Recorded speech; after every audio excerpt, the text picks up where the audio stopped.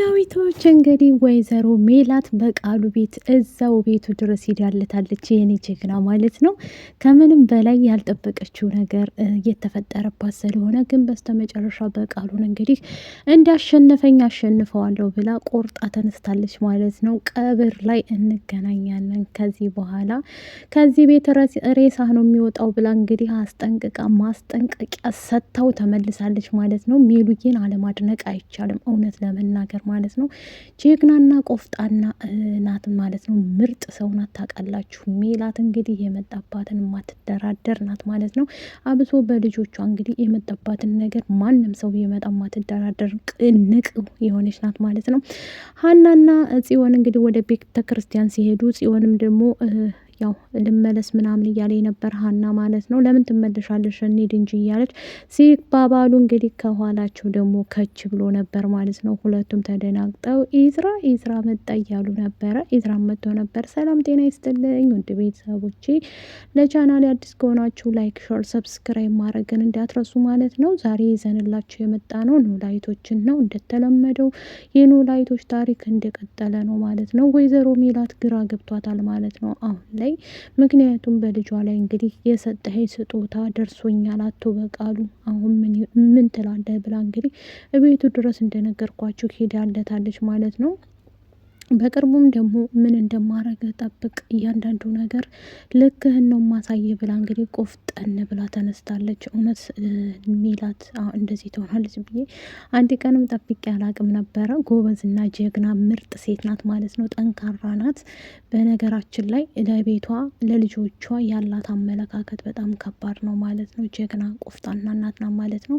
ሀና ግራ ገብቷታል በአሁን ሰዓት። ወደ ቤተ ክርስቲያን በሚሄዱበት ሰዓት እንግዲህ ኢዝራም አባቱን ሄድኩኝ ብሎ የት ልትሄድ ነው ሲለውም አይ በቃ ከዚህ በኋላ ማስፈልግህ አይመስለኝም፣ ስለዚህ መሄድ አለብኝ ብሎ እንግዲህ ወጥቶ ሂዷል ማለት ነው። እሱም ደግሞ እባክህ ተረጋጋ ኢዝራ፣ ለምን እንዴት ትሆናለህ፣ ለምን አትረዳኝም እያለ ነበር። አባዬ ብዙ ነገር ጠይቄ ነበር እምቢ ብለሃል፣ ስለዚህ እኔ እናንተን የሚያገናኘን ነገር የለም፣ እዚህ ጋር ያበቃል ብሎ እንግዲህ ተነስቶ ነው የሄደው ማለት ነው። ውዶችዬ እኔ በጣም ነው የገረመኝ ማለት ነው። ከሌላው ይቅር ደግሞ ከባዱ ነገር ምንድን ነው? የወይዘሮ ሜላት ቤቱ ድፍረቷ እንግዲህ በጣም ጎበዝና ጀግና ናት ማለት ነው።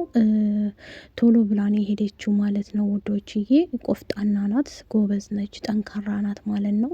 ይህም በማስመልከት እንግዲህ ቀጥ ብላ ወደ እንትና በቃሉ ጋር የተገናኘችው።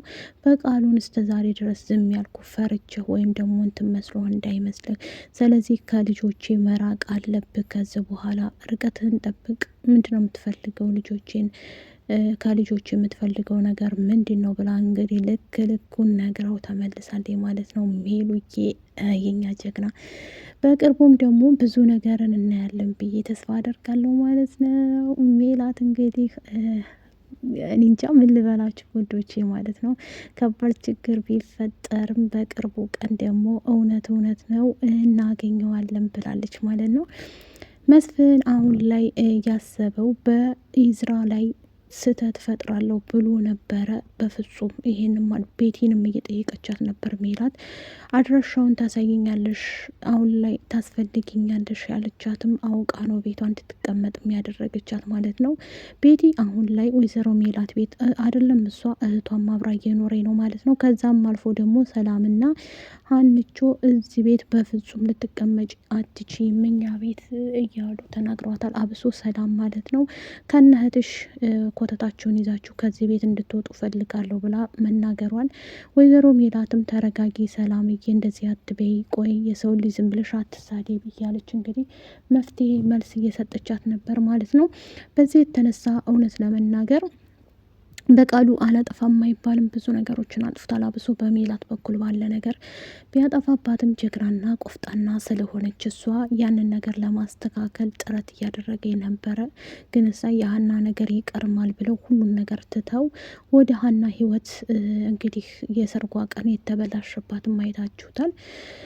ሁለተኛ ወደዛ ማያሰደንም ማለት ነው። በቃሉ እንግዲህ እያንዳንዱ ነገር ምን እንደማረግ ራሴ አውቃለሁ ብሎ እንግዲህ ቆፍጠን ብሎ እሱም ደግሞ በቅርቡ ሞትሽን አዘጋጅልሻለሁ ወይዘሮ ሜላት እኔ ነኝ እምገልሽ እያላት፣ አይ እኔን ሳትገለኝ እኔ ራሴ እገልሃለሁኝ ምንም ችግር የለም ለሱ አያሳስብህ ብላ እንግዲህ ነግራው ነበረ። እሱም በነገራችን ላይ አረመኔ ነው፣ ከባድ ሰው ነው ታውቃላችሁ። እንትና ማለት ነው በቃሉ ማለት ኃይለኛና በጣም ከባድ ሰው ነው ማለት ነው።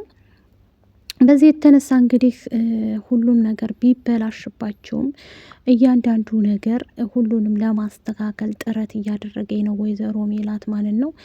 በዚህ የተነሳ ሜሉዬ እንግዲህ ቆፍጠን ያለችው ሀናም ኢዝራን ሲመጣ አሁንም ቢሆን ኢዝራ ከኢዝራ ያለኝ ነገር ልርቅ አልቻልኩም፣ ከልቤ አለ ኢዝራ እያለች ነው ማለት ነው። እውነት ለመናገር ኢዝራ አሁንም በልቤ ውስጥ አለ ትላለች፣ ሁሌ ነው የምትለው ኢዝራን ማለት ነው። አሴር ጋር ለመሆን ወስናለች። አሴር ግን አሁን ላይ ያለበት ሁኔታ ከባድ ችግር ተፈጥሮበታል ማለት ነው።